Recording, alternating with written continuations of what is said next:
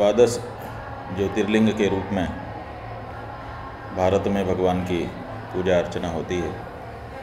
वैसे तो भगवान शिव के असंख्य लिंग हैं, जहाँ भी भक्त उनको पुकारता है वहीं वो प्रकट हो जाते हैं और उसकी मनोकामना पूर्ण करते हैं। लेकिन मुख्य रूप से 12 स्थानों में भगवान के स्वयंभू ज्योतिर्लिंग विद्यमान हैं और उनकी पूजा होती है। इन्हीं द्वादश ज्योतिर्लिंगों में हिमालय में केदारनाथ जी विद्यमान हैं।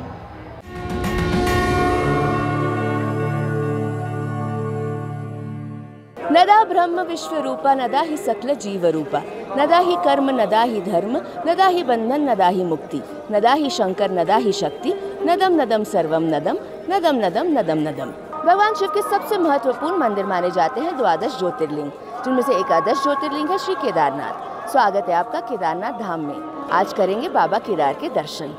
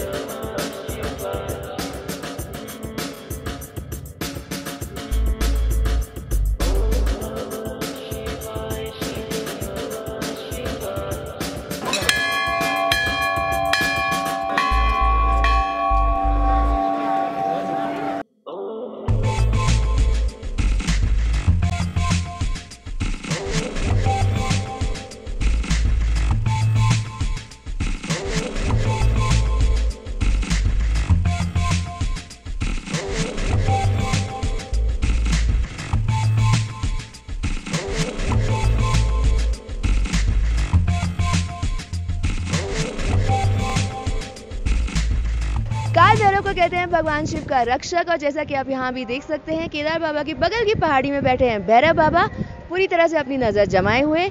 और जैसा कि नियम है कि केदार बाबा के दर्शन से पहले करेंगे भैरव बाबा के दर्शन। आइए चलिए।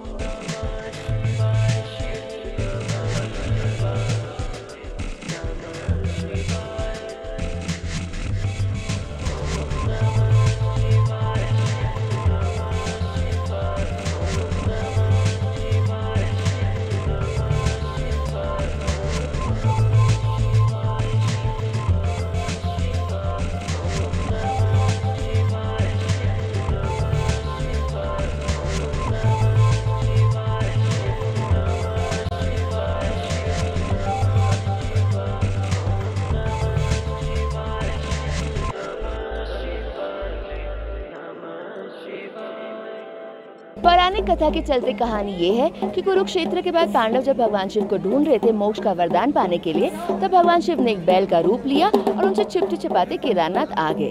तब यहाँ पर सिर्फ दलदल हुआ करता था और केदार का मतलब ही होता है दलदल। जब पांडव उन्हें ढूंढते ढूंढते यहाँ तक पहुँच गए तो भगवान शिव ने एक बैल का रूप लिया और जमीन में चले गए। बैल के पीठ का हिस्सा बाहर ही रह गया और इसीलिए केदारनाथ धाम के शिवलिंग का आकार भी वैसा ही है।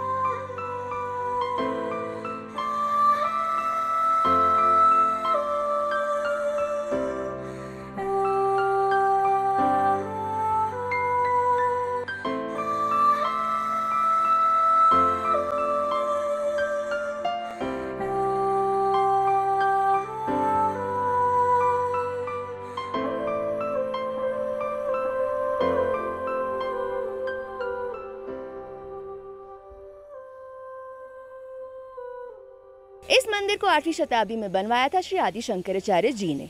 इतना ही नहीं, 32 साल की उम्र में जब उन्होंने समाधि लेने की सोची तो आखिरी बार वो केदारनाथ धाम से होते हुए इन्हीं पहाड़ियों में जाते दिखे थे।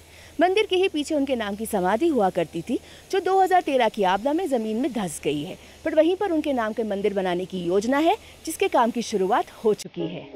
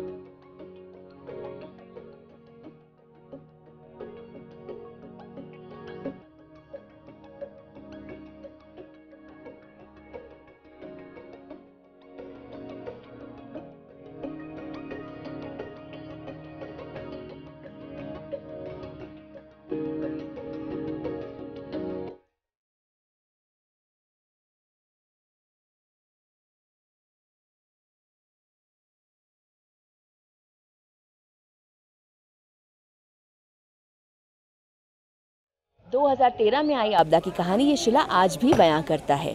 इतना जान माल का नुकसान हुआ था इस पूरे इलाके में, पर मंदिर ज्यों का त्यों खड़ा है। उसका सबसे बड़ा कारण तो है खुद केदार बाबा, और दूसरा कारण है ये इतना बड़ा शिला जो यूं आकर मंदिर के सामने खड़ा हो गया कि मंदिर को नुकसान होने ही नहीं दिया। इस शिला को नाम दिया गया है भीमशिला और बहुत श्रद्धा से इसकी पूजा की जाती है। नमस्ते अस्तु भगवन् विश्वेश्वराय महादेवाय त्रयम्बकाय त्रिपुरायुधकाय त्रिकाग्निकाराय कालाग्निरुद्राय नीलकण्ठाय मृत्युञ्जयाय सर्वेश्वराय सदाशिवाय श्रीमन्महादेवाय नमः। ये भीमशिला तो माता जी पीछे से बह के आई, अब ऐसी बह के आई तो इस भीमशिला ने जितना जो भी था सब बराबर करती हुई और यहाँ पे टच हो गई। ये मलबा से सारा भर गया था ना, तो ये पत्थर दो अटक गए, पत्थर अटक गए। भोलेनाथ की महिमा ये इतना पार करके आ गई, इतना बहाव तेज होके जो हर चीज को बहा के ले गई यहाँ से सब नीचे तक। 7 किलोमीटर नीचे रामवाड़ा था, आज कोई वो कहेगा नहीं यहाँ से कुछ हुआ करता था। रामवाड़ा है पल्ली उस साइड से इस साइड में जब आए और रामवाड़े से पुल पार करती है।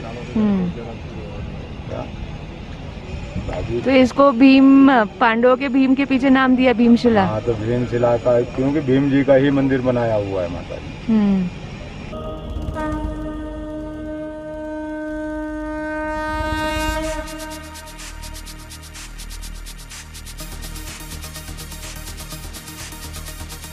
ओम नमः शिवाय, ओम नमः शिवाय, ओम नमः शिवाय, ओम नमः शिवाय।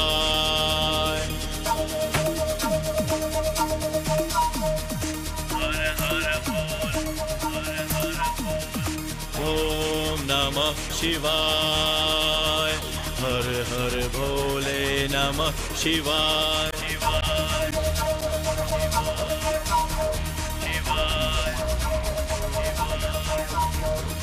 ओम नमः शिवाय, हर हर भोले नमः शिवाय। ओम नमः शिवाय, हर हर भोले नमः शिवाय।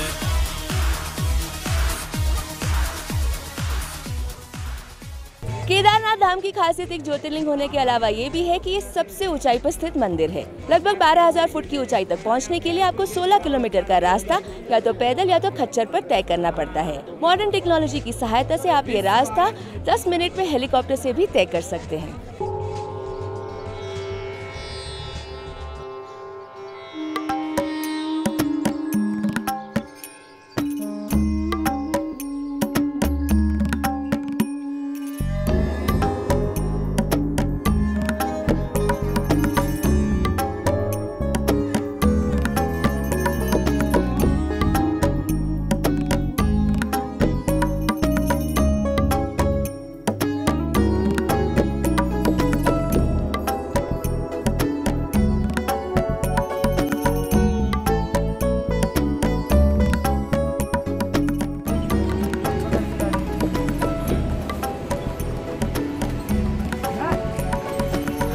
जय बाबा।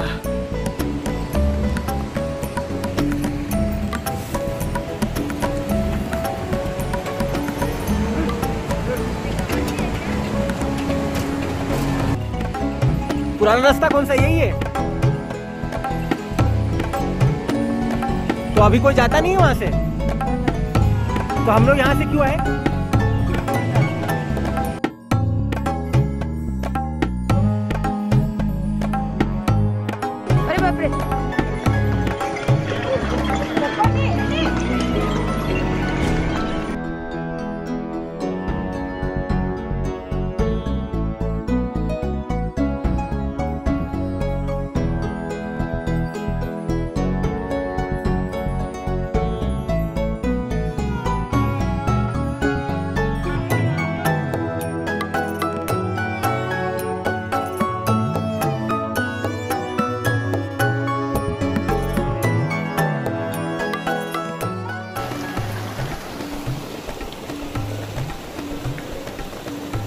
यहाँ पर ऐसे उतार चढ़ाव है कि घोड़े पर बैठने से मैंने आपको पहले भी कहा बहुत ज़्यादा जान दहशत में आ जाती है। तो इट्स बेटर कि वॉकिंग का ऑप्शन भी रखें। वॉकिंग मुश्किल है बट चेक इट आउट।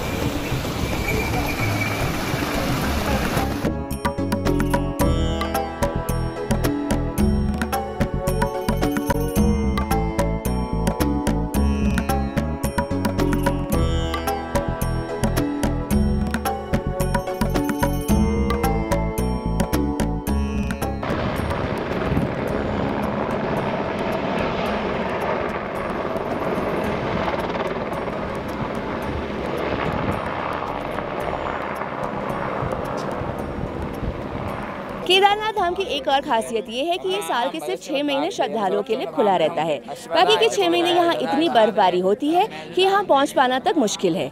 बाकी के 6 महीने भगवान की पूजा अर्चना होती है ऊखीमठ के ओमकारेश्वर मठ में।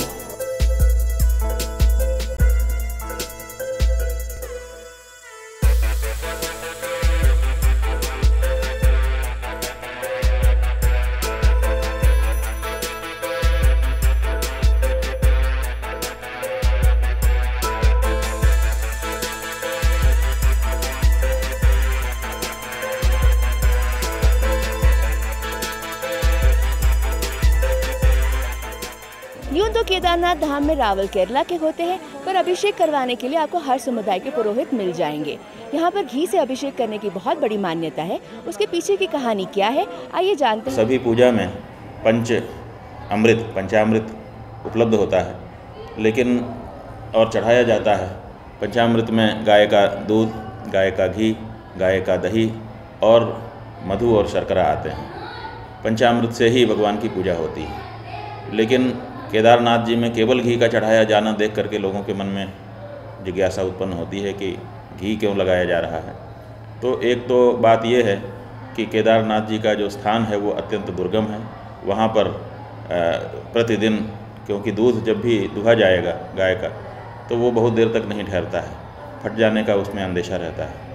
दही बनाना मुश्किल है। तो इतने दुरूह स्थान में दूध और दही मिल पाना मुश्किल होता है। इसलिए दूध और दही का सार घी में आ जाता है।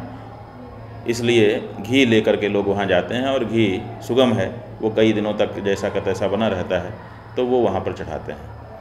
यह अनुश्रुति भी मिलती है, जनश्रुति, कि जब भीम ने देखा कि भगवान हम लोगों को दर्शन न देना चाह रहे हैं, तिरोहित हो रहे हैं, तो उन्होंने अपनी गदा का प्रहार भगवान के पृष्ठभाग पर कर दिया, जिससे भगवान का पृष्ठभाग चोटिल हो गया। और लोगों की ये भावना है कि वहाँ पर जो घाव हो गया है उस घाव में आराम मिले, इसके लिए गाय का घी घावों को भर देता है, तो उस घाव को भरने के लिए भी लोग गाय का घी वहाँ पर जाकर के लेपन करते हैं। इस तरह की लोगों की भावना है।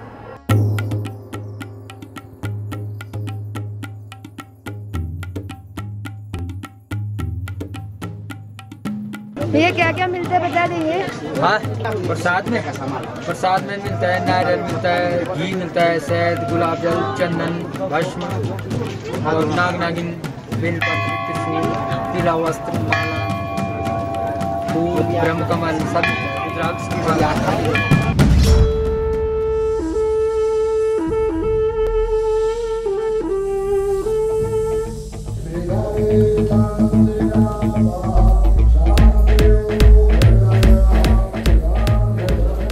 कहते हैं यहाँ 14वीं शताब्दी तक बर्फ ही नहीं हुआ करती थी, पर 14वीं शताब्दी से लेकर 17वीं शताब्दी तक ये मंदिर पूरा का पूरा बर्फ में दबा हुआ था।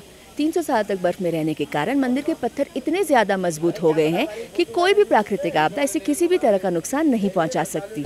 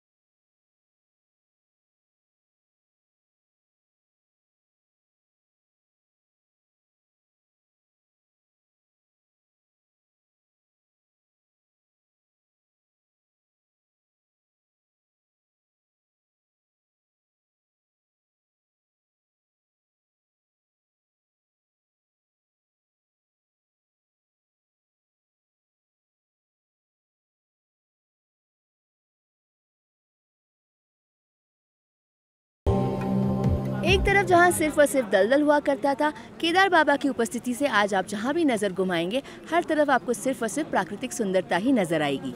यही वो जगह है जहां से पांडवों तक को मोक्ष की प्राप्ति हुई थी और वही वरदान मांगने आज भी लोग यहां आते हैं। आप भी आइएगा जरूर। जल्द मिलेंगे बाबा के एक और ज्योतिर्लिंग में। तब तक के लिए हर हर शंभो, हर हर महादेव।